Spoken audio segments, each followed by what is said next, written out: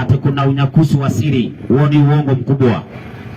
Hakuna secret rapture, hakuna kwenye maandiko, na hakuna mahali Biblia imefundisha unyakuzi wa siri. Hakuna kabisa, hakuna kabisa kabisa. Kwa hivyo nitaweza kuchukua muda mchache niweze kufundisha somo hili linalohusiana na kurudi kwa Yesu. Kurudi kwa Yesu. Habari ya kurudi kwa Yesu ni jambo ambalo dunia imengojea, na pia manabii na mitume wote waliliongelea swala hili. Waliliongelea swala hili. Msomaji, Timotheo wa kwanza 2 mstari wa kwanza. Inasemaje? Basi kabla ya mambo yote nataka dua na sala na maombezi ndio na shukran zifanyike kwa ajili ya watu wote. Basi tuombe. Baba wetu na Mungu wetu wa mbinguni, jina lako litukuzwe. Tunakuomba uweze kuwa pamoja nasi tunapoanza. Tulinde na ututunze dhidi ya ule mwovu shetani. Ujumbe wa baraka kwa wasikilizaji, kwa jina la Yesu tumeomba. Amen. Amina. Sasa swala la kuja kwa Yesu nataka nilifundishe kwa mujibu wa Biblia, sio vile watu wanaeleza. Sio vile watu wanaeleza. Msomaji, nisaidie kitabu kinaitwa Wathesalonike wa pili 2 mstari wa 3. Lazima kila mmoja aweze kujua habari za kurudi kwa Yesu na awe na uhakika, sio kufanya kama karubadika ama patapotea. Soma tusikie. Inasemaje? Mtu awaye yote asiwadanganye kwa njia yote. Ndio. Maana haiji usipokuja kwanza ule ukengeufu akafunuliwa yule mtu wa kuasi, mwana wa uharibifu, yule mpingamizi ajinua nafsi yake juu ya kila kiitwacho Mungu, ndio, ama kuabudiwa, hata yeye mwenyewe kuketi katika hekalu la Mungu, akijionyesha nafsi yake kana kwamba yeye ndiye Mungu. Basi kwa hivyo Yesu ili aweze kurudi,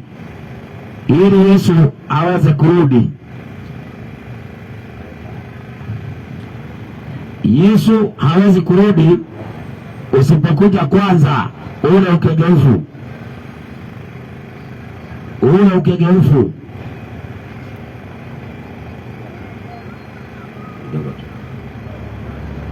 Akafunuliwa ile mtu wa kuasi.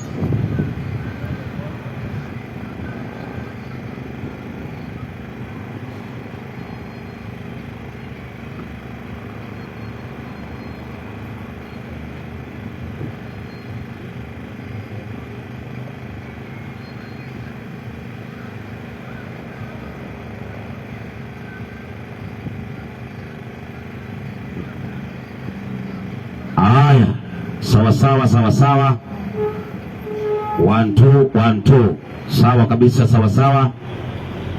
Haya, sawa. 1 2. Sawa. 1 2. Haya, sawa.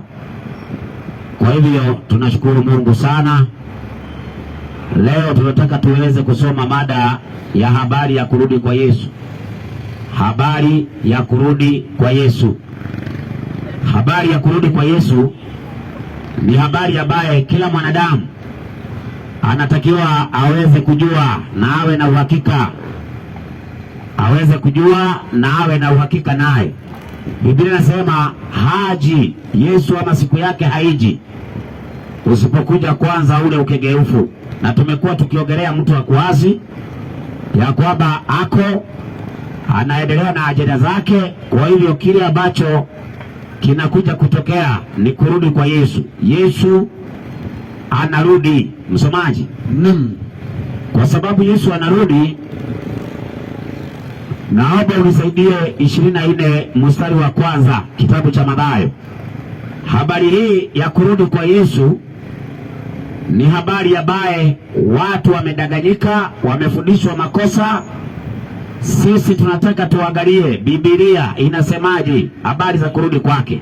Soma tusikie. 21 Mathayo. Inasemaje? Yesu akaenda zake. Yesu akaenda zake. Akatoka hekaluni. Twende. Wanafunzi wake wakamwendea ili kumwonyesha majengo ya hekalu. Ndio. Naye akajibu akawaambia. Akawaambiaje? Hamyaoni haya? Hamyaoni haya? Amini nawaambia. Amini nawaambia. Aliposalia hapa jiwe juu ya jiwe ambalo litabomoshwa. Twende. Hata alipokuwa ameketi katika mlima wa Mizeituni. Ndio. Wanafunzi wake wakamwendea kwa faraga. Ukisemaje? Wakisema, ndio, tuambie mambo haya yatakuwa lini? Tuambie mambo haya yatakuwa lini? Nayo ni nini dalili ya kuja kwako? Na ni nini dalili ya kuja kwako? Na ya mwisho wa dunia. Unaona? Kwa hivyo hata wanafunzi walitaka kujua habari ya kurudi kwake Yesu na habari ya mwisho wa dunia. Kwa hivyo kurudi kwa Yesu kuna kuja sawa na mwisho wa dunia. Yaani Yesu akirudi mwisho wa dunia umefika. Kwa hivyo dunia hii ina mwisho wake. Yesu akirudi ndio mwisho wa dunia. Kwa hivyo Yesu atarudi kwa njia gani? Msomaji. Naam. Nisaidie kitabu cha Ufunuo wa Yohana 1:7. Ufunuo wa Yohana 1 mstari wake ni wa 7. Inasemaje? Tazama yuaja na mawingu. Yesu anakuja na mawingu. Na kila jicho litamwona. Na kila jicho litamuona. Kwa hivyo hakuna siri. Hakuna siri. Yesu anakuja na kila jicho litamuona. Na hao waliomchoma. Na hao waliomchoma, inatosha. Kwa hivyo ina maana ya kwamba wanaosema kuna unyakuzi wa siri si kweli. Ni kwamba Yesu anakuja na yeyote ambaye atakuwa na jicho, Yesu akija atamuona. Si hati ya kwamba wale ambaye wamekufa watamuona. Hapana, hawana jicho. Wale ambaye watakuwa na jicho saa hiyo ndio watamuona. Kwa hivyo wale wote watakuwa hai watamuona. Uwe mwenye dhambi, uwe wewe si mwenye dhambi, utamuona Yesu anapokuja. Msomaji. Naam. Wathesalonike wa kwanza 4 mstari wa 15. Tuone atakuja na sauti na parapada na tarubeta. Hebu soma tusikie. Inasema, kwa sababu Bwana mwenyewe atashuka kutoka mbinguni pamoja na mwaliko na sauti ya malaika mkuu na parapanda ya Mungu. Nao waliokufa katika Kristo watafanyaje? Watafufuliwa kwanza. Basi kwa hiyo ile kitu nilikuwa nataka ujue hapo ni ya kwamba Yesu akija anakuja na sauti kuu. Hakuji kama amenyamaza. Na atakapokuja waliokufa katika Kristo watafufuliwa kwanza. Kwa hivyo Wakristo watafufuliwa kwanza. Waislamu watabaki makaburini, Wahindi watabaki makaburini, na wale ambaye ni Makristo wa uongo watabaki makaburini. Yesu akija, waliolala katika Kristo hao ndio watafufuliwa kwanza. Kwa hivyo kwenye makaburi kutabaki watu ambao hawatafufuliwa Yesu akija leo. Sio wote watafufuliwa, hapana. Waliokufa katika Kristo ndio watafufuliwa kwanza. Sasa kuna jambo linalosema ya kwamba Yesu akija anakuja kwa siri. Yesu haji kwa siri kwa sababu atakuwa na sauti kuu na parapanda ya Mungu. Hakuna mtu ako na siri na anatoa sauti. Utakujaje kwa siri na unatoa sauti? Inawezekanaje? Haiwezekani. Mwizi anapokuja kuimba anakuja kimya kimya. Sasa tunaambiwa Yesu anakuja kwa sauti kuu. Sasa sauti kuu alafu iwe siri. Ati yawe mwizi? Hapana. Kuna watu wanasema ati Yesu atakuja aibe watu, tutaanza kutafuta watu polisi. Na kumbe Yesu alichukua na tujui. Sio ni uongo? Uongo kabisa. Ati tunaenda kutafuta watu mochari tukiwakosa. Unapata nguo zako zote ziko hapo lakini wewe upatikani. Ndio umeenda. Maajabu. Ati Yesu amekuchukua. Hakuna kitu kama hiyo. Hiyo ni mafundisho ya uongo. Biblia inasema Yesu anakuja kwa sauti kuu, lakini siku yake ndiyo ambaye imefichika kwa walio katika giza. Nisaidie kitabu kinaitwa Wathesalonike wa pili 5 mstari wa 2. siku ya Yesu imefichika kwa wale ambao wako kwa giza, lakini kwa wale ambaye wako kwa nuru, hiyo siku haitafichika, wataijua. Soma tusikie. Wathesalonike wa kwanza 5:2 inasema. Inasemaje? Maana ninyi wenyewe mnajua yakini ya kuwa siku ya Bwana yaja. Siku ya Bwana yaja kama vile mwivi anjavyo usiku. Kama vile nani? Mwivi anjavyo usiku. Kama vile mwizi ajavyo usiku. Kumbe ni siku ya Bwana itakuja kama mwizi. Sio Bwana anakuja kama mwizi. Tunaelewana? Ni siku yake, si yeye. Elewa, siku ya Bwana yaja kama mwizi, sio Bwana anakuja kama mwizi. Ni siku yake, itakuja ghafla. Kwa kina nani? Endelea na andiko. Inasema wakati wasemapo kuna amani na salama, ndipo uharibifu ndio wajiapo kwa ghafla. Maliza. Kama vile utungu mjiavyo mwenye mimba. Maliza.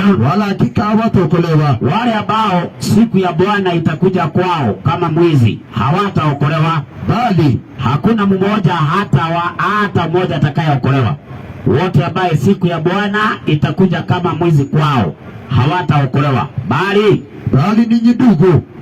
nyinyi ndugu, hamumo gizani, hamwezi kuwa gizani hata siku ile wapate kama mwizi. Unaona? Kwa hivyo kuna wale ambao hiyo siku ile haiwezi kuja kwao kama mwizi, lakini wale ambao wako gizani watakujua na Yesu kama mwizi. Siku yake itakuja kama mwizi kwao, kama vile Waisraeli ama Wayahudi walikosa kuelewa habari ya kuzaliwa kwake, ndipo watakapo wale ambao wako kwa uongo, siku ya Yesu itakuja kwao kama mwizi. Watamsikia tu, kwa sababu hawezi kujua dalili zake, kwa sababu hawasomi Biblia. Wao ni kudanganywa. Wale ambao wako kwa giza watakujiwa na hiyo siku kama mwizi. Wale wako kwa nuru, hiyo siku itakuja kwao wazi, haitakuja kwao kama mwizi. Sasa tumeona ya kwamba wale waliolala katika Kristo watafufuliwa kwanza. Wale waliolala katika Kristo watafufuliwa kwanza. Msomaji, nisaidie 15:52 wa Korintho wa kwanza. 15:52 wa Korintho wa kwanza. Inasema ndio 15:52 wa Korintho wa kwanza. Twende. Kwa dakika moja kufumba na kufumbua wakati wa parapanda ya mwisho, maana parapanda italia na wafu watafufuliwa wasio na uharibifu, nasi tutabadilika. Kwa hivyo na maana ya kwamba wale ambao watafufuliwa kwanza hatuwezi kuwatagulia kwenda mbinguni. Wale ambao watakuwa hai nao watabadilika. Ndio naona katika kitabu cha Mathayo 17 tunaona Yesu akitokewa na Elia na Musa. Kuna watu hawajui maana ya tukio hilo. Musa kutokea anawakilisha wale ambao wataoja mauti, maana kweli Musa alikufa na alitokea pale mlimani. Hawezi kutokea mlimani akiwa kwa kaburi. Kwa hivyo ina maana Musa alifufuliwa, na kwa sababu Musa alifufuliwa ndio akatokea pale mlimani akiwakilisha wale ambao wataoja mauti na watafufuliwa. Alafu Elia naye akatokea.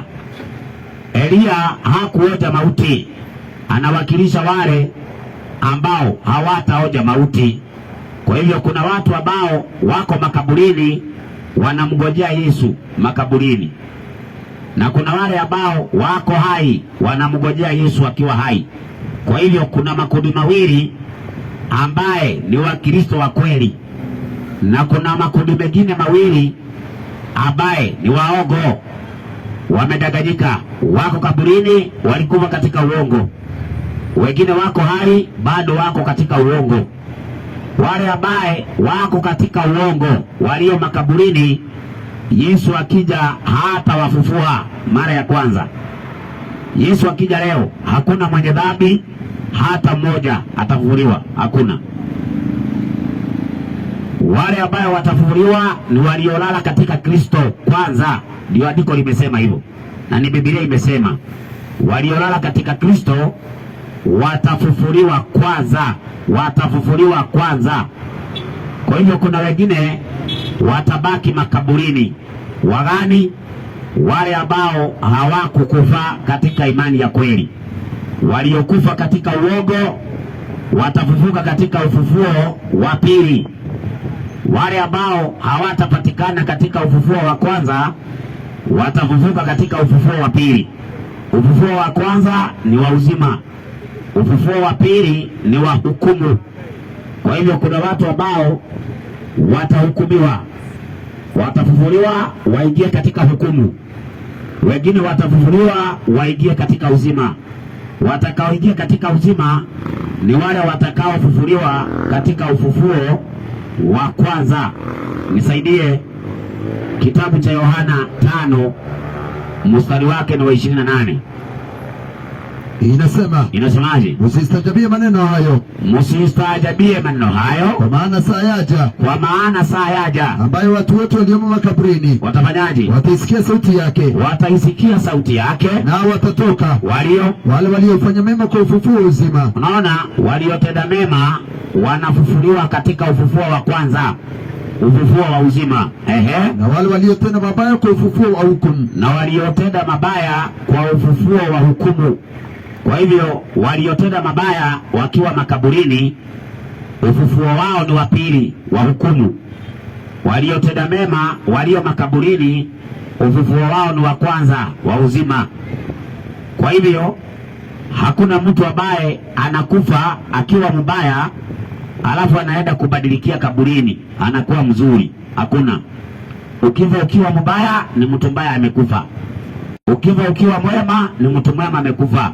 Ndio Mungu akaweka ufufuo mara mbili, ufufuo wa wema na ufufuo wa wabaya. Sasa tunauliza, wale ambao watakuwa hai wakati Yesu akirudi, ambaye wanatenda mema wakiwa hai, tumeambiwa watabadilishwa miili yao, watabadilishwa miili yao, wataungana na wale wamefufuliwa wamlaki Yesu hewani. Nisaidie kitabu cha Wathesalonike wa pili, Wathesalonike wa kwanza 4 mstari wa 16. Wale ambao watakuwa hai na wale ambao watakuwa wamekufa waliotenda mema wataungana na watamlaki Bwana hewani. Soma usikie. Kwa sababu Bwana mwenyewe atashuka kutoka mbinguni pamoja na mwaliko na nini? Na sauti ya malaika mkuu. Twende. Na parapanda ya Mungu. Twende. Na waliokufa katika Kristo watafufuliwa kwanza. Waliokufa katika Kristo watafufuliwa kwanza.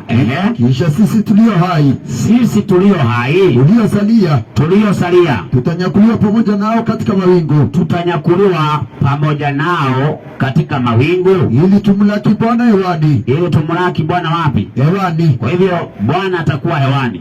Naam. Wale ambao walikufa katika Kristo na wale watakuwa hai wakiwa katika Kristo wataungana na wale ambao wamefufuliwa ili wamlaki Bwana hewani. Ndivyo Biblia imesema. Wale ambao ni wenye dhambi nao hawajafufuliwa na wengine wako hai, hali yao itakuwaje? Nisaidie kitabu kinaitwa Yeremia 25 mstari wa 33. Inasemaje? Inasemaje? Na waliouawa na Bwana siku ile watakuwapo. Waliouawa na Bwana siku ile watakuwapo toka upande mmoja wa dunia, toka upande mmoja wa dunia hata upande wa pili, hata upande wa pili. Hawataliliwa wala kukusanywa wala kuzikwa. Watakuwa samadi juu ya uso wa nchi. Kwa hivyo Yesu anapokuja, kuna watu ambao atawaua. Wale watakuwa hai na ni wenye dhambi watakufa kwa utukufu ambaye Yesu atakuja naye. Ule utukufu hakuna mwenye dhambi atastahimili, hakuna hata moja. Kwa hivyo kila mmoja atakufia sehemu ambaye atakuwa, kila mmoja atakufia mahali ambapo atakuwa. Ndivyo Biblia inasema. Watakao wawa na Bwana watakuwa kila mahali, na hakuna mtu atawakusanya wala kuwazika. Hakuna. Kila mtu mahali atakufia atabaki hapo. Kila mtu mahali atakufia atabaki hapo. Ulikuwa choo, utabaki hapo. Ulikuwa kwa gari, utabaki hapo. Kama wewe ni mwenye dhambi, Yesu akija leo utakufia mahali utakuwa. Elewa hiyo. Elewa hiyo. Yesu akija, akuja saa 7 ya mchana, kila mtu atakufia mahali atakuwa. Yule atakuwa ni mwenye dhambi. Nao ambao ni wenye haki watabadilika, watapewa mili ya utukufu, mili isiyo na uharibifu, mili ya mbinguni. Msomaji? Soma 15:40 Wakorintho wa kwanza. Hakuna mtu ataenda na mwili huu. Hapana. Lazima tutabadilika. Lazima tutabadilika. Tutabadilishwa mili na ili tumulaki Bwana hewani. Soma tusikie. 15:40. Twende. Inasema tena. Kuna miili ya mbinguni. Kuna miili ya mbinguni. Na miili ya duniani. Na miili ya duniani. Kwa hivyo watu ambao wataenda mbinguni wataacha miili ya duniani hapa duniani.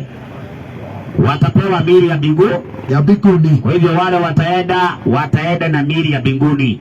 Inaitwa miili ya roho. Mili ya roho. Kuna mili ya roho. Mungu ana mwili wa roho. Malaika wana mili ya roho. Wale watakaofufuliwa wakienda mbinguni wataenda na mili ya roho, na hapo ndipo tutamuona Mungu. Hakuna mtu yoyote ambaye anaweza kumuona Mungu na mili hii ya dunia. Lazima tupewe mili ya mbinguni ndio tumuone Mungu. Lakini tukiwa na mili hii hakuna mwanadamu atamuona Mungu. Kwa hivyo tukienda mbinguni na mili ya roho. Msomaji? Hebu soma hiyo Wakorintho wa kwanza 15. Hebu soma hapo katika hiyo 41. Nisikie. Inasemaje? Kuna fahari moja ya jua. Twende. Na fahari nyingine ya mwezi. Safi. Na fahari nyingine ya nyota. Twende. Maana iko tofauti ya fahari hata kati ya nyota na nyota. Kadhalika ndio na kiyama ya watu. Upando katika uharibifu. Twende. Ufufuliwa katika kutoharibika. Twende. Upando katika aibu. Ufufuliwa katika fahari. Safi. Upando katika udhaifu. Ufufuliwa katika nguvu. Unaona? Mili ambayo itakayefufuliwa ni mili ya utukufu, mili isiyo na uharibifu, mili ambayo haitagojeka, mili ambayo haitakufa. Hiyo ndio mili ambayo watu watapewa wakienda mbinguni. Wataenda na mili ya mbinguni, mili ya mbinguni. Hakuna mtu ataenda na mwili wa duniani mbinguni.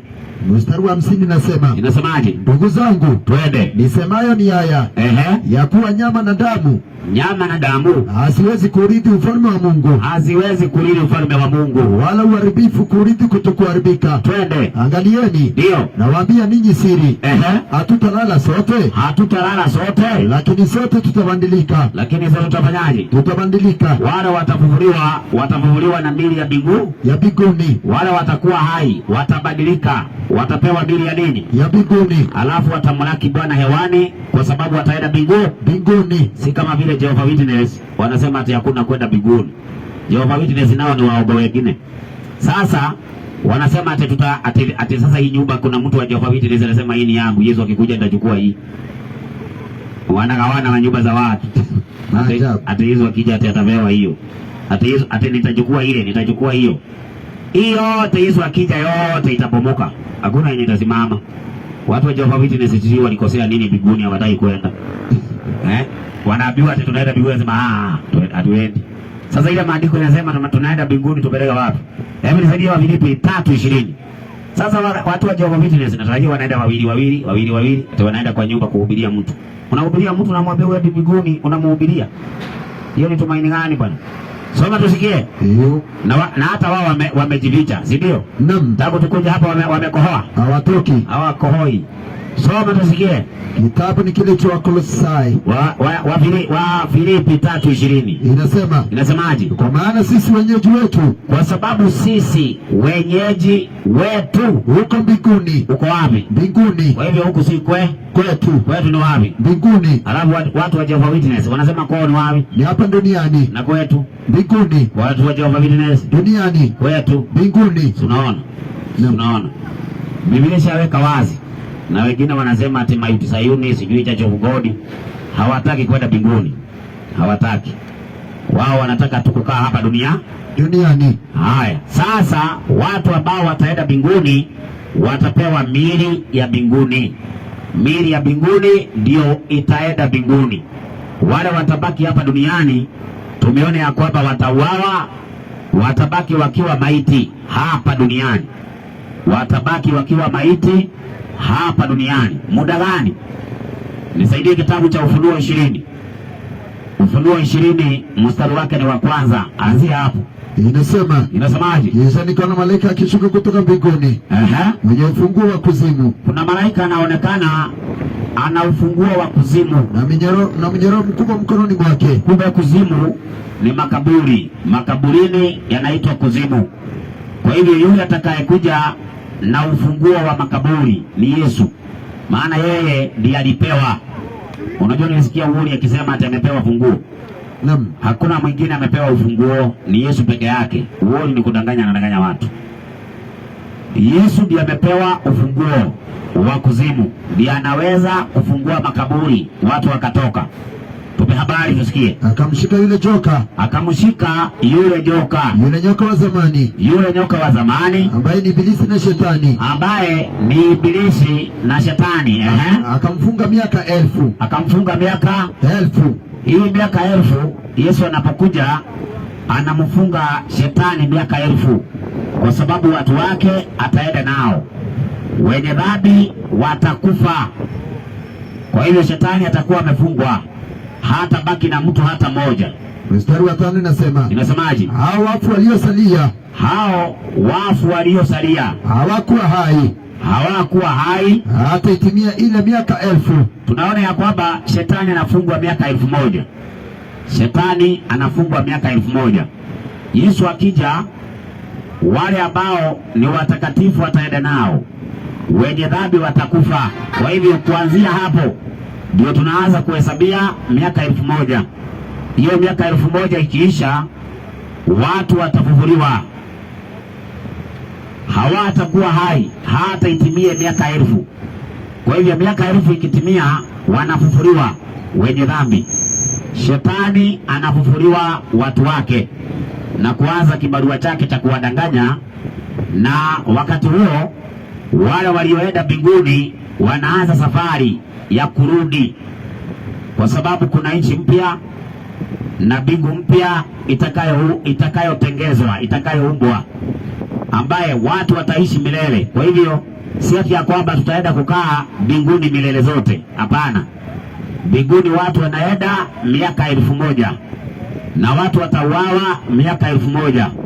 Miaka 1000 ikiisha, ndipo watu wataanza kutelemuka wakiwa ndani ya Yerusalemu. Yerusalemu itateremka, watakatifu wakiwa ndani.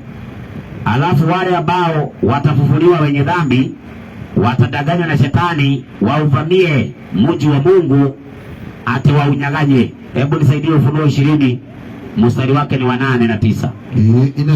Inasemaje? Naye atatoka na hiyo miaka 1000 itakapokwisha. Shetani atafunguliwa atoke kifungoni mwake. Twende. Naye atatoka kuwadanganya mataifa. Kuwadanganya nani? Mataifa. Kwa hivyo amefunguliwa watu ambaye anadanganya. Twende. Walio katika pembe 4 za nchi. Safi. Gogu na Magogu wakusanya kwa vita, ndio ambao hesabu yao ni kama mchanga wa bahari. Twende. Wakapanda juu ya upana wa nchi, wakaizingira kambi ya watakatifu na mji huo uliopendwa. Moto ukashuka kutoka mbinguni, ukafanyaje? Ukawala. Kwa hiyo moto ambao utawachoma Shetani na wenye dhambi utatoka wapi? mbinguni. Utatoka wapi? Mbinguni. Na kuja na kuwala wenye dhambi pamoja na shetani. Kwa hivyo leo utakuwa pande ya shetani, mtachomwa na shetani. Kuna moto utatoka mbinguni na kuwachoma wenye dhambi. Biblia imesema hivyo. Lakini kuna watu ambao wamedanganywa na makanisa yao, ati moto wa jehanamu watu wataugua, waugue, hawakuvi, waugue ati milele na milele. Huo ni uongo.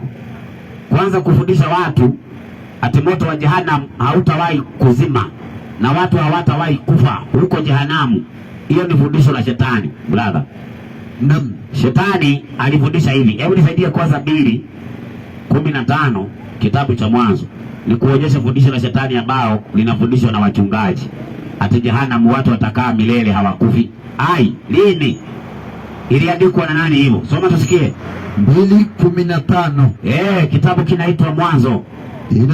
Inasemaje? Bwana Mungu akamtoa mtu, akamweka katika bustani ya Edeni ili ailime na kuitunza. Twende. Bwana Mungu akamwagiza huyo mtu, akasemaje? Akisema, matunda ya kila mti wa bustani waweza kula, lakini matunda ya mti wa ujuzi wa mema na mabaya usile. Twende. Kwa maana siku utakapokula utafanyaje? Matunda ya mti huo utakufa hakika. Kumbe Mungu alisema wakila tunda watafanyaje? Watakufa hakika. Watafanyaje? Watakufa hakika. Kwa hiyo Mungu anafundisha mwenye dhambi atafanyaje? Atakufa hakika. Haya, nisomee Mwanzo 3:1. Inasema, ndio. Basi nyoka alikuwa mwerevu kuliko wanyama wote wa mituni. Twende. Aliyowafanya Bwana Mungu. Akamwambia mwanamke, twende, hivi ndivyo alivyosema Mungu, usile matunda ya miti ya bustani. Mwanamke akamwambia, ndio. Akamwambia nyoka, matunda ya miti ya bustani utaweza kula, lakini matunda ya mti ulio katikati ya bustani Mungu amesema msiale wala msiyaguse, msije mkafa. Twende. Nyoka akamwambia mwanamke, shetani akamwambia mwanamke, hakika hamutakufa. Kumbe shetani anafundisha wenye dhambi hawatafanyaje? Hawatakufa. Na Mungu anafundisha wenye dhambi watafanyaje? Watakufa. Na kuna wachungaji wanasema wenye dhambi watakaa jehanamu milele. Hawatafanyaje? Hawatakufa. Hiyo ni fundisho la nani? La shetani. Si ndio? Mungu hajawahi sema watu jehanamu ati watakuwa hai milele. Hakuna kitu kama hiyo. Watu watakufa jehanamu, watu watakufa. Kinyume cha uzima wa milele ni mauti ya milele. Watu wakiingiwa jehanamu watakufa milele. Si watakuwa hai milele, watakufa milele. Jehanamu watu watakufa milele, si watakuwa hai milele. Sasa ukiniambia ati watu watakuwa jehanamu wakae milele, sina maana Mungu amewapea uzima wa milele? Wakiwa jehanamu Mungu atapea wenye dhambi uzima wa milele? Hapana, haiwezekani. Haiwezekani. Kado ya uzima wa milele ni mauti ya milele. Mauti ya milele. Jehanamu ni mahali watu watapata mauti ya milele. Mauti ya milele. Kivipi? Kwanza tuulize. Kwa sababu Mungu anatumia moto kuwachoma watu wa jehanamu. Mungu anafundishaje kuhusu moto? 26:20 Methali. Hakuna watu ambao watakuwa jehanamu wataishi milele jehanamu. Huo ni uongo. Watachomwa waishe. Hiyo ni mafundisho ya Katoliki ya uongo. Soma tusikie. 26:20.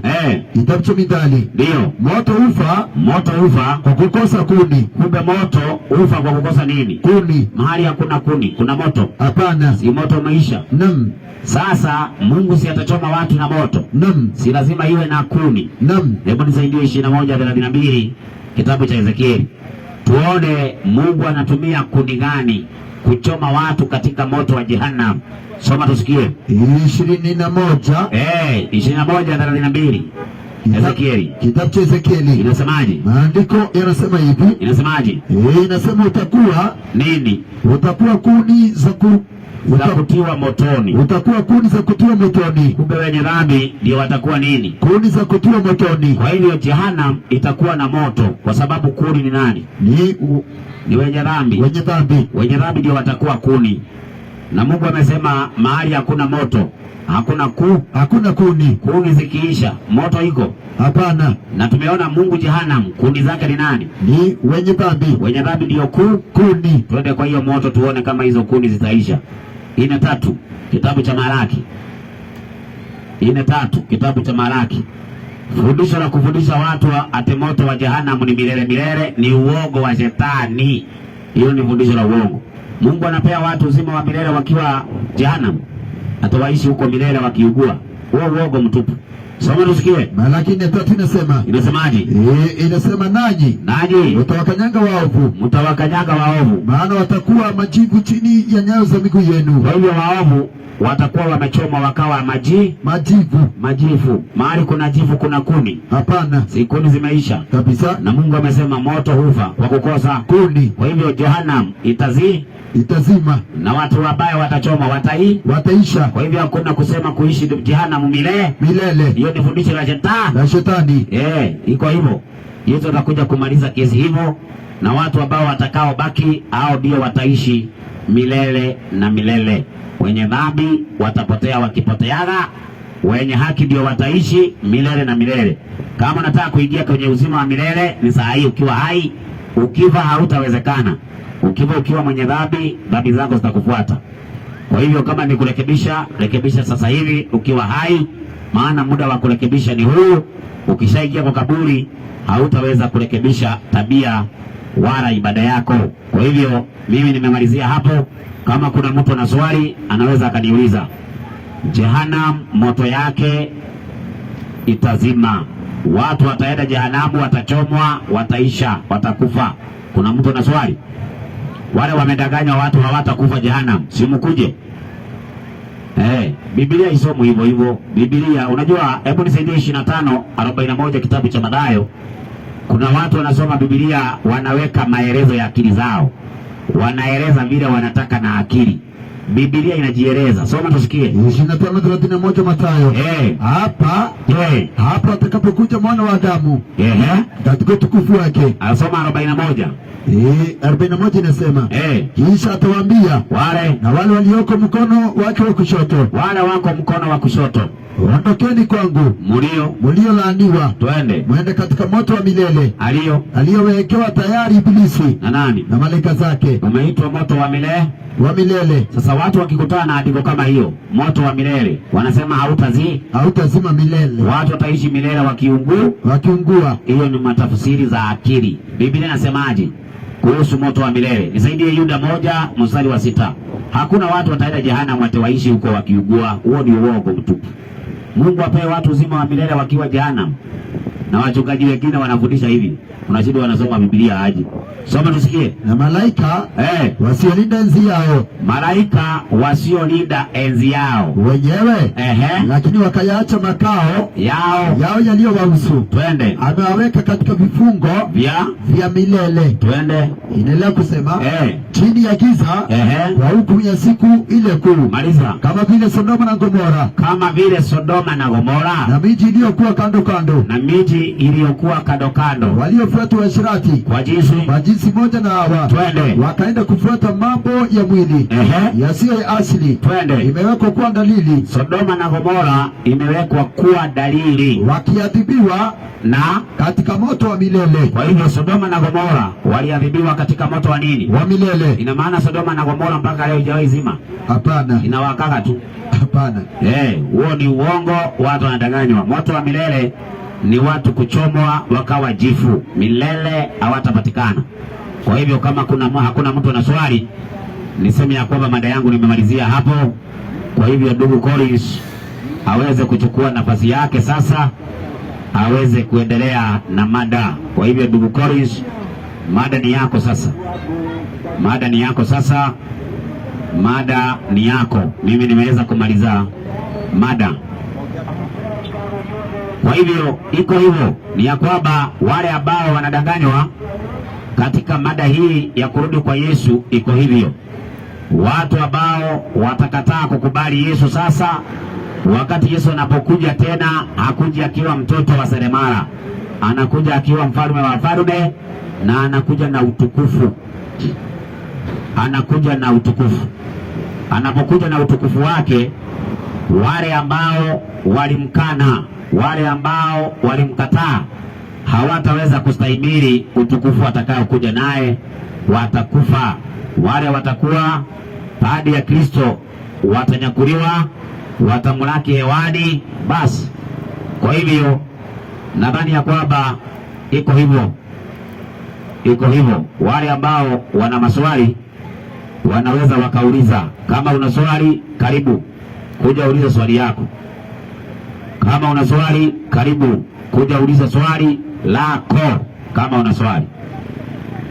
una swali, unaweza ukauliza swali katika mada hiyo, na kama unanyamaza, unyamaze milele, kwa sababu haujaweza kuuliza swali wakati swali linapoulizwa. Kama ni kunyamaza, basi ni kunyamaza milele. Mada imeeleweka na hakuna mtu yeyote ambaye amebisha au kuwa na tafsiri mbadala ama kuwa na somo lingine mbadala. Iko hivyo. Habari za kurudi kwa Yesu. Jehovah Witness wanaposema hakuna kwenda mbinguni ni uongo. Wanaposema Yesu aliumbwa ni uongo. Kwa hivyo hata wao wako na uongo, na pia wako Jumapili katika ibada ya sanamu. Kwa hivyo Jehovah Witness bado pia nanyi mna kasoro, msije mkafikiria mko sawa. Hamko sawa hata kidogo, bado mnadanganya watu. Sasa kuna mtu ana swali? Kuna mtu ana swali? Kuna mtu ana swali? Wale ambao wana maswali, nafasi ya maswali ni hii, uweze kuuliza swali lako na uweze kujibiwa kwa mujibu wa Biblia. Kwa mujibu wa Biblia. Leo ni siku ya Ijumaa na tunaelekea katika masaa ya Sabato, kwa sababu Sabato inaingia jua likitua. Ijumaa inaisha jua likitua. Ila Ijumaa inaisha saa 6 ya usiku. Ni wale ambao wamefundishwa na mnyama. Mnyama amewafundisha watu kinyume na Biblia. Biblia inafundisha siku inaanza jua likitua. Jua likitua, siku inaisha. Alafu baadaye tunaingia siku nyingine kama anavyofundisha Mungu ndani ya Biblia. Sasa naye mnyama ambaye ni ufalme wa 4 alipokuja akabadilisha majira, akabadilisha wakati, akabadilisha sheria za Mungu. Kwa hivyo Sabato ya Mungu ikabadilishwa na ikawekwa Sabato badia ya Jumapili. Wale watu ambao wanapenda vitu badia wako Jumapili, lakini wale watu ambao wanapenda vitu original wanapatikana ndani ya Sabato ya Mungu ambayo ni Jumamosi. Jumamosi ndiyo siku ya Sabato, sio Jumapili. Jumapili ni siku ya Sabato ya uogo ya mnyama. Haya, akona swali huyo? Haya, karibu. Chukua maiki. Maiki. Habari yako kwanza? Mimi naitwa Dasha. Wewe unaitwa nani? Asante sana Ngasa. Mimi naitwa Adolo. Unaitwa Adolo? Adolo, mimi ni Mkristo, napenda Biblia, napenda kweli. Na wewe? Asante sana juu ya kuwa Mkristo kama umefaulu. Asante. Yes. Wewe ni wa dini gani? Mimi sina dini yoyote mheshimiwa. Kwa hivyo wewe ni kafiri? Kafiri ni nguruwe. Sijui kwa nini umeniita nguruwe. Mungu akusamehe. Ni wapi Biblia inasema kafiri ni nguruwe? Wapi? Kafiri ni watu. Ngoja nikusomee. Wacha msomaji akuja hapo nikuonyeshe kafiri ni nani. Hiyo ni swali nilikuwa nauliza. Nijibu swali yangu yenyewe. Swali yako ni gani? Uliza. Unaamini kitabu gani? Naamini Biblia. Basi wewe ni Mkristo. Kama unaamini Biblia, wewe ni Mkristo. Ni maoni yako na si mbaya. Wacha nikuuliza swali. Uliza. Nimesikia ukisema wale watu wa hofu watachomeka na watakuwa majivu. Ni Biblia imesema, si mimi. Hiyo ni ukweli. Biblia imesema tutawakanyanga waovu maana watakuwa majivu. Asante. Swali yako gani sasa? Watu watachomeka wale waovu na wawe majivu. Na ukasema wale walio na uokovu wataishi. Wataishi milele na milele, hawatawahi kufa. Watakatifu wataishi milele. Nataka unitajie ni vipi naweza kufanya ili niwe mwokovu. Haya, mpe huyo. 16:31 kitabu cha Matendo ya Mitume. 16:31. Hiyo ni swali ilikuwa imeulizwa na askari mmoja, alikuwa anamlinda Paulo nje. Wakati mlango ilifunguka hivi, akamuuliza swali kama hiyo ambayo nimeulizwa leo. Soma tusikie. Inasema anzia 30. 30 nasema ndio. Kisha akawaleta nje. Akasemaje? Bwana zangu, yanipasa nifanye nini nipate kuokoka? Si ndio hiyo naye ameuliza huyo? Naam. Ameuliza swali hiyo. Naam. Haya, ilijibiwaje? Akamwambiaje? Muamini Bwana Yesu. Muamini. Asante. Muamini nani? Bwana Yesu. Muamini Bwana Yesu, nawe utaokoka pamoja na nyumba yako. Nawe utaokoka pamoja na nani? Na nyumba yako. Mpe maiki. Jibu ilijibiwa hivyo. Hata mimi nakujibu hivyo. Muamini Bwana Yesu, uokoke wewe na nyumba yako. Unasemaje? Umefanya vizuri juu ya kujibu na maandiko. Ni hivyo. Na wakati Biblia inasema tutimize sheria ili tuweze kupata uzima wa milele, kutimiza sheria pia ni kuamini. Kutimiza sheria, huwezi kutimiza sheria bila kuamini. Nisaidie 3:31. Kitabu kinaitwa Warumi 3:30. Huwezi kutimiza sheria kama hujaamini. Iwezi. Maana sheria zinatimizwa na watu wa rohoni, si watu wa mwilini. Soma tusikie. Inasema basi je, tuibatilishe sheria kwa imani hiyo? Tunabatilisha sheria kwa imani hiyo? Hasha, hapana. Kinyume cha hayo tuithibitishe sheria. Maiki, tukiamini tuithibitisha sheria. Kwa hivyo mtu yote ameamini havunji sheria za Mungu. Hii ni kumaanisha basi ikiwa naweza kuua mtu, bora ninaamini Mwenyezi Mungu nitapata uzima wa milele. Haijasema hivyo. Imesema ukiamini unadhibitisha sheria, yani unatii sheria. Sheria kidogo tu, tuende polepole. Tusiweke mawazo yetu, tufuate Biblia vile inavyosema. Biblia inasema ukiamini hauondoi sheria. Ukiamini unatii, unadhibitisha sheria. Kwa hivyo ukiamini huwezi ua. Unasikia? Hii ni kumaanisha mimi naamini Mwenyezi Mungu sana, lakini kusema ukweli mimi ni mwizi na ninaibaga. Wewe ni mwizi sana, hata nachapa watu. Lakini hii ni kumaanisha sasa nitapata uzima wa milele kwa sababu mimi namwamini. Na ninaamini yeye, si hata wacha wewe muamini kama mimi. Mimi namwamini zaidi kuliko. Unamwamini na unaiba, si ndio? Yes. Unampenda nani? Ama Mungu? Nampenda kukuliko. Haya, mbe tuangalie. Si umesema wewe ni mwizi sana na unampenda? Waraka wa kwanza Yohana 5:2. Hapa kuna mwizi anapenda Mungu. Huyu ni mwizi. Amesema mimi ni mwizi na napenda Mungu. Maajabu. Acha tuulize Mungu. Mungu, huyu mwizi anakupenda? Sikia. Waraka wa kwanza wa Yohana 5:2. 5 mstari wake ni wa 2. Inasemaje? Inasema katika hili tunajua kwamba twawapenda watoto wa Mungu tumpendapo Mungu na kuzishika amri zake. Twende, endelea. Inasema kwa maana huku ndiko kumpenda Mungu, kwamba tuzishike amri zake. Kumbe yule ambaye anampenda Mungu anashika nini? Amri za Mungu. Na Mungu amesema usiibe. Kwa hivyo yote mtu anapenda Mungu anaiba? Hapana. Mpe maiki. Kwa nini wewe unaiba na unapenda Mungu? Mimi naiba kwa sababu Mungu aliniumba nikiwa mwizi. Ndio ingekuwa mimi nilijiumba basi naweza kufanya yale mimi nataka. Ikiwa Mungu aliniumba nikiwa mwizi na niibe, niko na makosa gani? Hakuna mtu Mungu aliumba akiwa mwizi. Mbona mimi naiba? Niumbwa na Shetani. Wewe. Kwa mimi naibaga na niliumbwa na Mungu. Inamaanisha mimi ni wa Shetani kweli? Mpa nikuonyeshe. Nisaidia waraka wa kwanza Yohana 3:8. Huyu ni mwizi anaibaga na anasema yeye ni wa Mungu. Ni mwizi kabisa na anasema unaiba nini? Kuku, ng'ombe ama unaiba nini? Hakuna kitu kenye siibagi. Hata sasa hivi ukiweka kaba ya mimi naenda na kitu yako. Soma nisikie. Mtumishi. Inasemaje? Waraka wa kwanza Yohana 3:8. Inasema hivi. Inasemaje? Atendaye dhambi kama huyo ni wa Ibilisi. Mpe. Kumbe wewe ni wa nani? Mimi sitendi dhambi, ni kuiba, ninaiba. Mimi ni kuuliza mambo ya. Nauliza hivi. Dhambi ni nini? Dhambi ni kutokumpenda Mungu. Na mimi nampenda Mungu. Mpe nikuonyeshe dhambi ni nini. 3:4.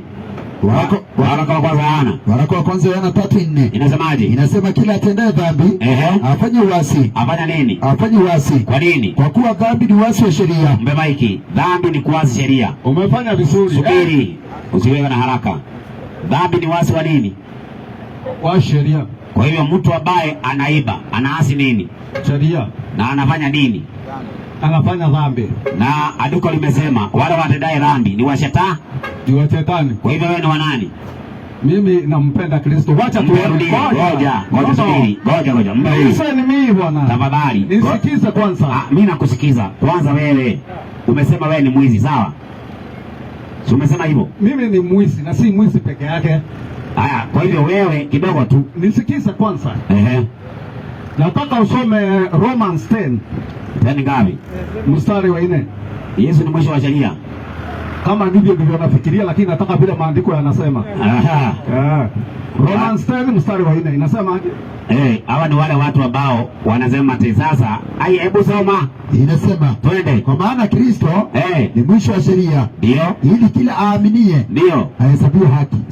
Ikiwa Kristo ni mwisho wa sheria ili amwaminie apate haki. Si mimi namwamini tu na sheria ilifika mwisho, hata nikifanya jambo lolote kuna makosa gani bwana? Kwa hivyo wewe unataka kunirudisha kwa dhambi na Yesu Kristo mwenyewe. Sio mwanzo nikwambie, si hata wewe ulikuwa unanieleza. Yesu Kristo alikufa kwa ajili ya dhambi zetu na akafikia dhambi zetu mwisho. Anayemwamini anahesabiwa haki pasipo matendo ya sheria. My brother, usiende mahali. Unaenda wapi tena? Usiende na nyani mzee. Kuja. Sasa wewe unaenda tena uende ukaiba vitu za watu ukisema unaamini Yesu. Hizo mboga ni za kuiba ama ni? Kwanza nilikuwa nataka polisi wakue hapa kwanza uwekwe pingu. Kwanza utoe zile simu za watu umeiba. Na unasema ati umeamini Yesu. Hapa ameenda na mboga za mama mboga. Hata inawezekana hiyo mboga ameiba.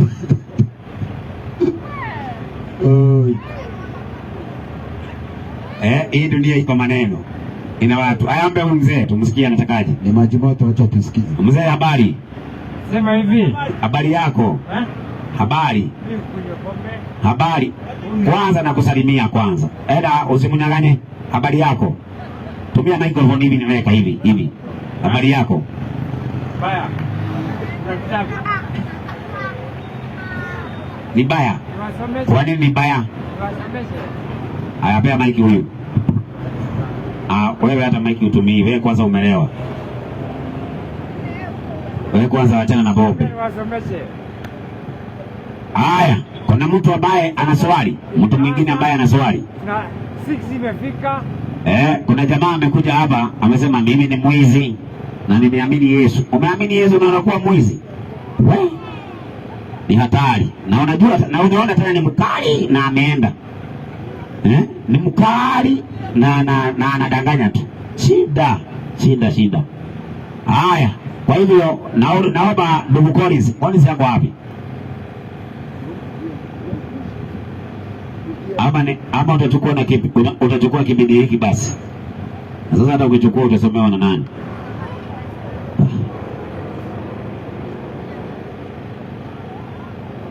Haya, kuna mtu yoyote ambaye ana swali? Kuna mtu yoyote ambaye ana swali? Swali. Mafundisho ambayo tumefundisha mafundisho mengi. Kuna mtu ambaye ana swali katika yale mafundisho ambayo tumefundisha? Kuna mtu yoyote ana swali katika mafundisho ambayo tumefundisha? Kuna kagurupu kako ng'ambo ile na kanafuatiliaga sana. Kama mna maswali piteni barabara bande hii. Ama mkuje tuwapatize. Kuna mtu ana swali? Kuna mtu yoyote aliye na swali? Swali. Haya. Tumeona ya kwamba hata sabato ya Mungu ilibadilishwa. Sabato ya Mungu ilibadilishwa na ilibadilishwa na mnyama wa 4. Mnyama wa 4 ni ufalme wa 4 ambaye ni ufalme wa Kirumi. Ufalme huu wa Kirumi huu ndio ufalme ambao umewadanganya watu wengi sana. Yaani una upanga wa kiroho, unaua watu kiroho, spiritually. Watu wanaaminishwa uongo badala waamini ukweli. Yaani mnyama huyu ni adui kabisa wa Kristo. Kila mmoja anatakikana akimbie. Kila mtu anatakikana akimbie kwa ajili ya mafundisho yanayotoka chini ya mfumo wa mnyama huyu. Ikiwepo fundisho la utatu limetoka kwa mnyama huyu na fundisho la sabato ya uongo ya Jumapili bado imetoka kwa mnyama huyu. Kwa hivyo wale ambao wanaweza kuwa na maswali wanaweza wakauliza maswali yao.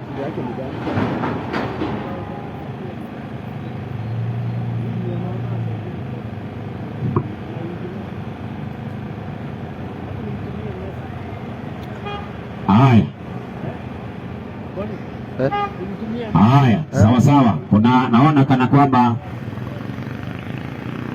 imekuwa tena maneno sio vile ilivyo, maana barabara. Haya, naomba uchukue maiki sasa, upambane na hali yako sasa. Pambana. Haya, wapendwa, karibuni tena. Bado tunaendelea na mafundisho ya Biblia. Waangalia maandiko yanasemaje kuhusiana na imani ya kweli ambayo tunahitajika tuweze kuwa ndani yake.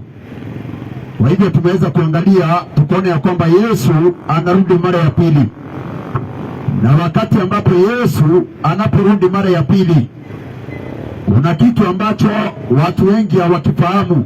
Unaposoma kitabu ni kile cha Luka 13 mstari wake wa 23, ningeomba tuweze kuanzia pale.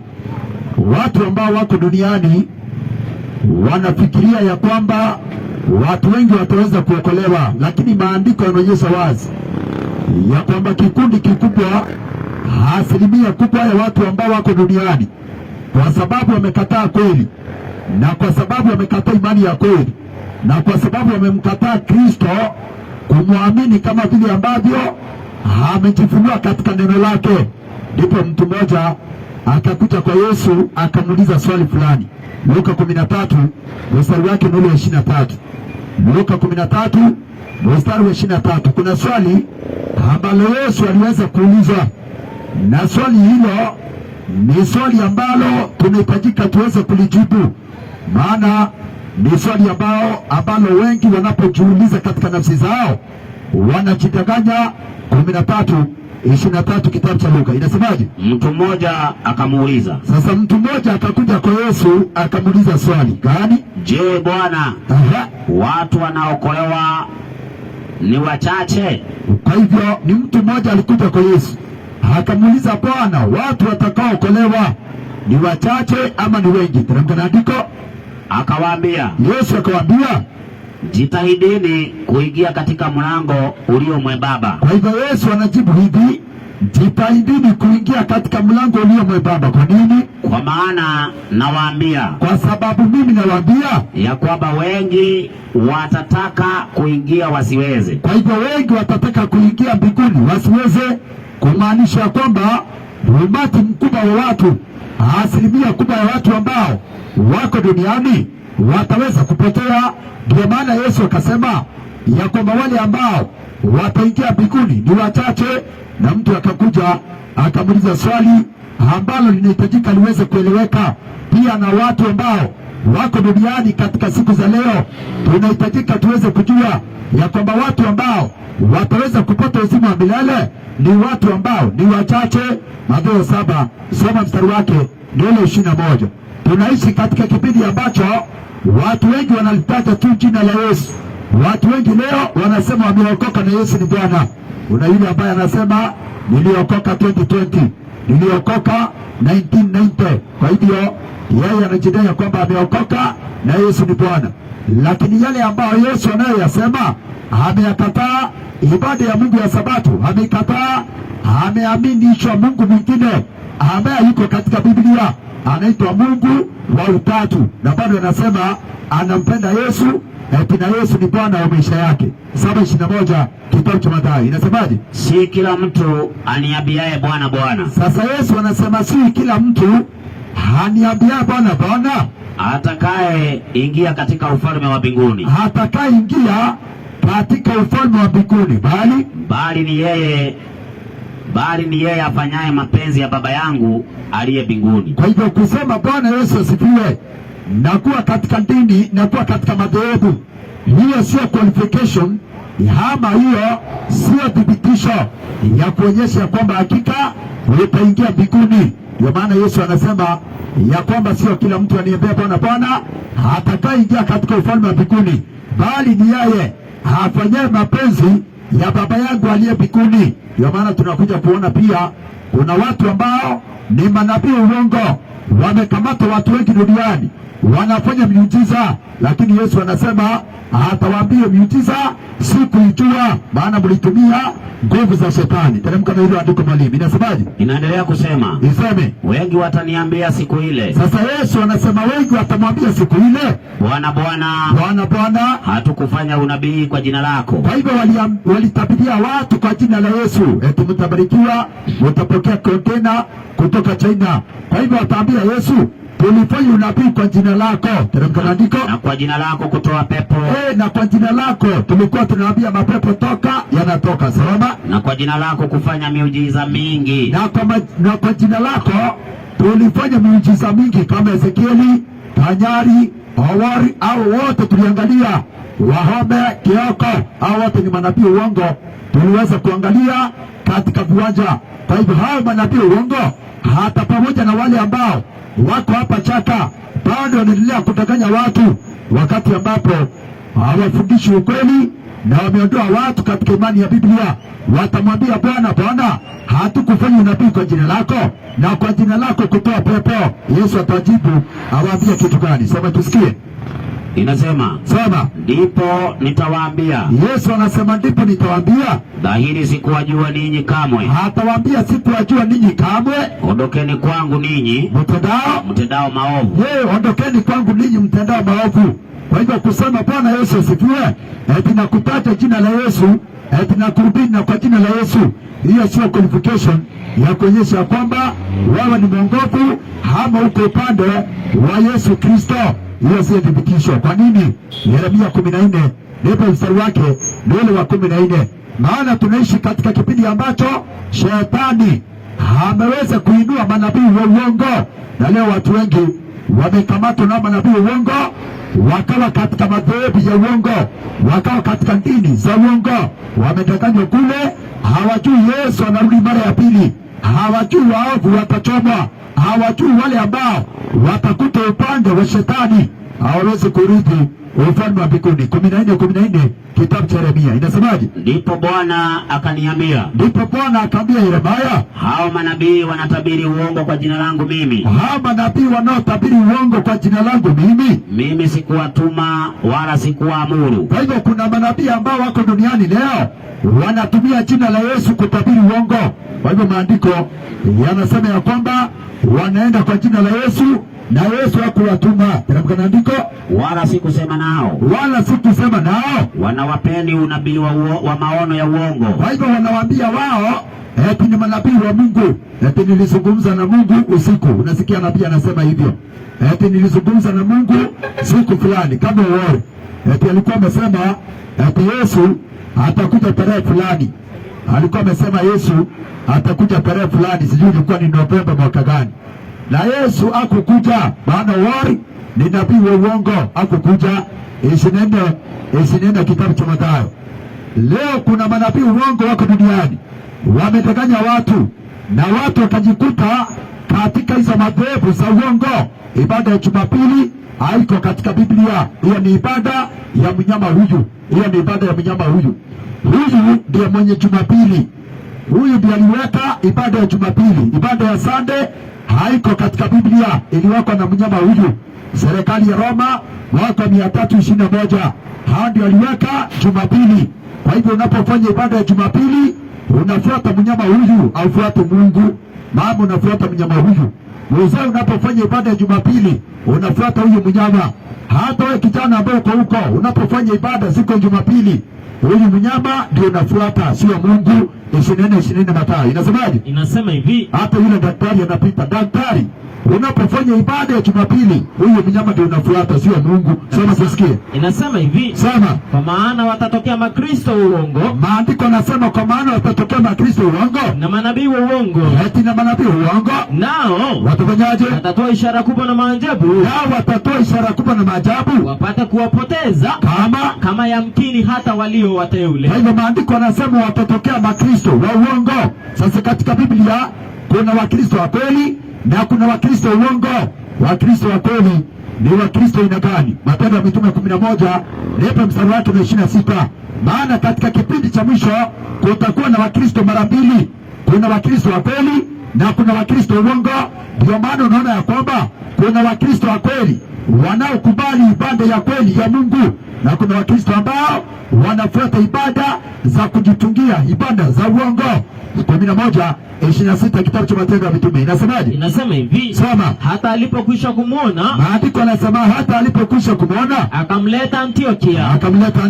Ikawa kwa muda wa mwaka mzima, wakakusanyika pamoja na kanisa, mitume wakakusanyika pamoja na kanisa na kuwafundisha watu wengi. Soma. Na wanafunzi waliitwa Wakristo. Eti wanafunzi waliitwa Wakristo. Eti wanafunzi waliitwa Wakristo. Wapi? Hapo kwanza Antiokia. Kwa hivyo wanafunzi wa Yesu waliitwa Wakristo kwanza hapo Antiokia. Kwa nini waliitwa Wakristo? Kwani ibada yao ilikuwa ni ibada gani? Matendo ya Mitume hapo 13 mstari wake ni ule wa 13.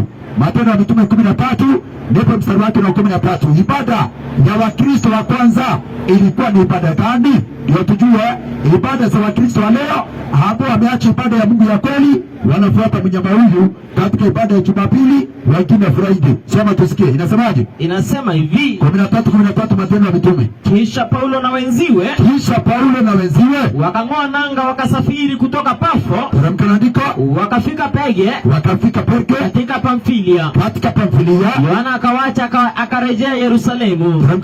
Lakini wao wakatoka Perge, wakapita kati ya nchi, wakafika Antiokia, mji wa Pisidia. Alafu wakaingia katika sinagogi. Wakristo wa kwanza mitume wakaingia katika sinagogi siku ya Sabato. Hapana siku ya Sunday. Siku ya Sabato. Hapana siku ya Friday. Siku ya Sabato. Hapo Wakristo wa kwanza walifanya ibada siku ya Sabato. Ndipo kitabu cha Matendo ya Mitume hapo 13 mstari wake na 42. Kwa hivyo Wakristo wa kwanza walifanya ibada ya Sabato, hawakufuata mnyama huyu. Lakini Wakristo uongo leo wanafuata mnyama huyu katika ibada ya Jumapili, wameacha Sabato ya Mungu ya kweli. Soma tusikie. Inasema hivi, soma 13:42 kitabu cha Matendo ya Mitume. Soma tusikie. Na walipokuwa wakitoka, maandiko yanasema Wakristo wa kwanza walipokuwa wakitoka, wakawasihi waambiwe maneno haya. Watu wakawasihi wawaambie maneno hayo. Sabato ya pili. Hapana Sunday ya pili. Sabato ya pili. Si hapa kuna mapasta kabisa, hapa kuna wachungaji. Tumekuwa tukiwaitisha maandiko hapa, anasema siku ya Jumapili ni siku ya ibada. Hakuna mwenye anakuja, maana ni siku ya mnyama huyu, haiko katika Biblia. Tumekaa hapa muda wa siku 13 bado tukiwasubiri, hakuna yule ambaye amejitokeza. Kwa hivyo mitume wa Kristo wa kwanza walipohubiri, watu walisema, waliwasihi wawaambie maneno hayo Sabato ya pili. Sasa Sabato ya pili ilipofika, mitume walikuja ama walipotea kama wa mapasto wa Sunday ambao hawakuje? Mstari wa 44 hapo inasemaje? Hata Sabato ya pili, watu wengi karibu mji wote wakakusanyika wasikia neno la Mungu. Watu wengi walikusanyika walisikia neno la nani? La Mungu. Siku gani? Sabato. Siku ya Sabato ndio siku ambayo tunahitajika tuweze kukusanyika kwa ajili ya kusikia neno la Mungu. Kwa nini? Walawi 23 ndipo mstari wake wa 3 ndio niweze kukaribisha, nisoma fungu kama matatu ndio niweze kukaribisha. Kwa hivyo tunahitajika tuweze kuelewa na ibada ya Mungu ya kweli. Hatufai kuingia katika ibada za wanadamu. Ibada ya Jumapili ni ibada ya mwanadamu, ibada ya Friday ni ibada ya mwanadamu. Maana hata Qur'ani inasema ya kwamba 16:24 inasema hakika siku ya Sabato ni Jumamosi. Kwa hivyo watu Waislamu wamepotea, wale wanaofanya ibada siku ya Jumapili wamepotea, hawana maandiko. Na kama mko na maandiko tunawakaribisha kwa uwanja. Tusoma tusikie. Inasema hivi, soma 23 mstari wa 3. Inasemaje? Mtafanya kazi siku 6. Mungu anasema mtafanya kazi siku 6, lakini siku ya 7 ni sabato ya kustarehe kabisa. Mungu anasema siku ya 7 ni sabato ya kustarehe kabisa, kusanyiko takatifu. Kusanyiko takatifu. Siku ya Jumamosi ni siku ya kusanyiko takatifu. Na pia Wakristo wa kwanza walifanya ibada katika siku ya sabato, sio Jumapili. Matendo ya Mitume 17 ndipo mstari wake ni wa 2. Matendo ya Mitume 17 mstari wake ni wa 2. Ndio maana Wakristo wa kweli imani yao imejengwa katika msingi wa mitume na manabii. Sikiliza, mitume walifanya ibada dini. 17:2 kitabu cha Matendo ya Mitume inasemaje? Na Paulo kama ilivyokuwa desturi yake, yaani na Paulo kama ilivyokuwa desturi yake, akaingia mle walimo, akaonjiana nao kwa maneno ya maandiko. Yaani Paulo akaingia mle walimo, akaonjiana nao kwa maneno ya maandiko. Sabato tatu ama sando tatu. Sabato tatu ama faida 3. Sabato tatu. Hiyo ndio ibada ya mitume. Wewe Yesu, ibada yako ulifanya lini? Luka msomaji, Luka ndio nzuri. Luka 4 ndipo mstari wake ni wa 16. Kwa hivyo mitume walifanya ibada siku ya sabato. Ndio maana maandiko yanasema Wakristo wa kweli wamejengwa katika msingi wa mitume na manabii. Wewe Yesu, ibada yako ni gani? 16 Luka inasemaje? Inasema hivi. Soma. Akaenda Nazareti. Maandiko yanasema Yesu akaenda Nazareti, hapo alipolelewa. Na siku ya sabato. Na siku gani ya sabato? Na siku gani ya sabato? Akafanyaje? Akaingia katika sinagogi. Kama ilivyokuwa desturi yake. Kwa maandiko yanasema Yesu aliingia katika sinagogi kama ilivyokuwa desturi yake. Siku gani? Sabato. Siku ya sabato. Matendo ya Mitume 18 ndipo mstari wake ni 4. Alafu uweze kukaribia. Matendo ya Mitume 18 mstari wake ni ule wa 4. Kwa hivyo ibada ya Yesu ni ibada ya sabato.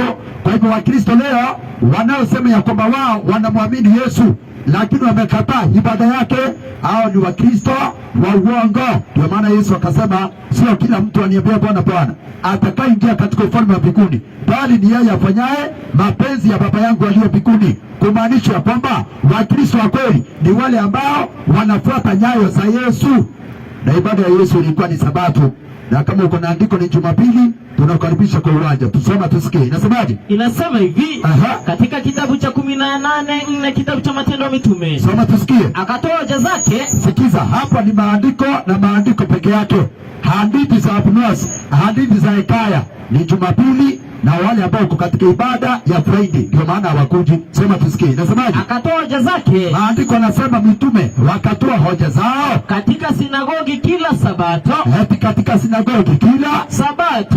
Katika sinagogi kila sabato. Kwa hivyo hiyo ndio ibada ya mitume na manabii. Hiyo ndio ibada ya mitume na manabii.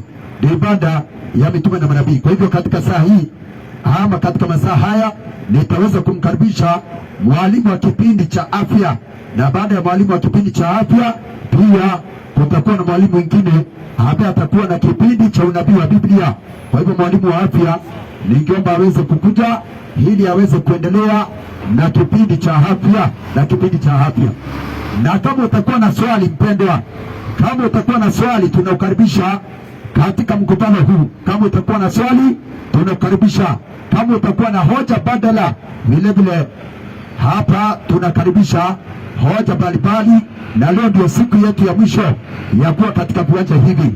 Leo ndio siku yetu ya mwisho ya kuwa katika viwanja hivi, lakini hata nyinyi mtashuhudia ya kwamba tukimaliza kuondoka, wachungaji wa uongo watakuja hapa. Mimi najua wachungaji wa uongo watakuja, waanza kuambia kwamba wale waliokuwa hapa ni Wayahudi, walikuwa wanafundisha uongo, lakini kwa sababu wao ni waongo hawakuji tukiwa hapa tena. Ni waoga, hawawezi kuja tukiwa hapa, Ndio maana hata Wakorintho tuliwaita wakapotea, Jehovah Witness tumewaita wamepotea, Wakatoliki tumewaita wamepotea, PCA tumewaita wamepotea, Deliverance tumewaita wamepotea, kwa sababu wako katika ibada za uongo. Waesidia walio chini ya mfumo wa General Conference tumeita pia wao wamepotea. Hivyo wale ambao watakuja baada yetu hapa halafu kupinga kile ambacho tunachokisema, ujue kazi ambayo wanaifanya ni ya shetani. Maana maandiko yanasema tunahitajika tuishindanie imani waliokabidhiwa watakatifu mara moja. Kwa hivyo imani ya kweli inashindaniwa, imani ya kweli inashindaniwa, lakini waoga ndio wanaojificha, wale ambao wako katika imani za uongo. Maana imani hizo hawawezi kuzitetea kwa maandiko, hawawezi. Kwa hivyo kitu gani ambacho kitawasaidia isipokuwa tu ni kujificha katika nyumba zao? Kwa hivyo nitaweza kumkaribisha mwalimu aweze kuendelea na kipindi cha afya. Baadaye tutaweza kuingia katika kipindi cha unabii wa Biblia, na leo vilevile tunawatangazia katika sehemu ya kipindi hiki ambacho kitapita, tutakuwa na nafasi kubwa ya kuuliza maswali. Kwa hivyo kama uko na swali lolote, hata ukiwa mbali huko, kama uko na swali lolote, tutakukaribisha. Unaweza kuandika swali, Hama kama hautaandika swali, ni vizuri vilevile ukuje wima tukupe mic uweze kuuliza swali. Kwa hivyo leo ndio siku yetu ya mwisho, na ikiwezekana utuulize maswali zaidi vile ambavyo inavyowezekana. Nimewaambia Wakorintho ni waongo, nimewaambia Katoliki ni waongo, Deliverance ni waongo, makanisa yote Jumapili wamepotea, Waislamu wamepotea, na tunakaribisha nafasi ya maswali leo tunakaribisha sana. Tena tunasema mchana pepe. Karibu sana mwalimu wa afya uweze kuendelea na nafasi hiyo. Baada ya mwalimu wa afya tunaingia kwa kipindi cha maswali na majibu pamoja na nabii wa Biblia. Karibu.